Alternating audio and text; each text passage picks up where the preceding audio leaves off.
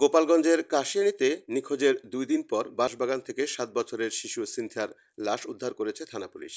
মঙ্গলবার 6 জানুয়ারি দুপুরে উপজেলার তারাইল বাজারের পশ্চিম পাশের একটি বাঁশবাগানে শিশু বাচ্চাটির মরদেহ পড়ে থাকতে দেখে স্থানীয়রা পরে পুলিশকে খবর দিলে থানা পুলিশ শিশুকন্যার লাশটি উদ্ধার করে। নিহত সিনথিয়া মিষ্টি উপজেলার ফুকরা ইউনিয়নের পাংখারচর গ্রামের মোহাম্মদ লিটন শেখের মেয়ে। সে গত 2 দিন আগে গত রবিবার 4 জানুয়ারি সন্ধ্যায় নিখোঁজ হয়। নিহতের পরিবার সূত্রে জানা যায়, ওই দিন সন্ধ্যায় বাড়ি থেকে বের হয়ে আর বাড়িতে ফিরে আসেনি। এরপর থেকে আত্মীয়স্বজন ও এলাকাবাসী মিলে খোঁজাখুঁজি করেও তার সন্ধান পাওয়া যায়নি। আজ মঙ্গলবার তাকে মৃত অবস্থায় বাঁশবাগানে পাওয়া গেছে।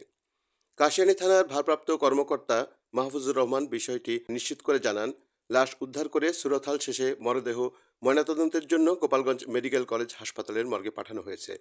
পরিবার থেকে এখনো কোনো অভিযোগ দায়ের করেনি এবং মৃত্যুর কারণও পাওয়া যায়নি। তবে আমাদের তদন্ত চলমান রয়েছে। তো আমরা লাশ উদ্ধার করে সুরতহাল শেষ করে ময়নাতদন্তের জন্য পাঠিয়েছি। আর প্রাথমিক পর্যায়ে এর মৃত্যুর কারণ সম্পর্কে অনুসন্ধান অব্যাহত আছে। এখনো পর্যন্ত কোনো পাওয়া যায় নাই। কোনো ভিকটিমের পক্ষ পরিবার থেকে এখনো কোনো অভিযোগ দায়ের করা হয় নাই। তাদের অভিযোগের সাপেক্ষে আইনগত ব্যবস্থা নেওয়া হবে।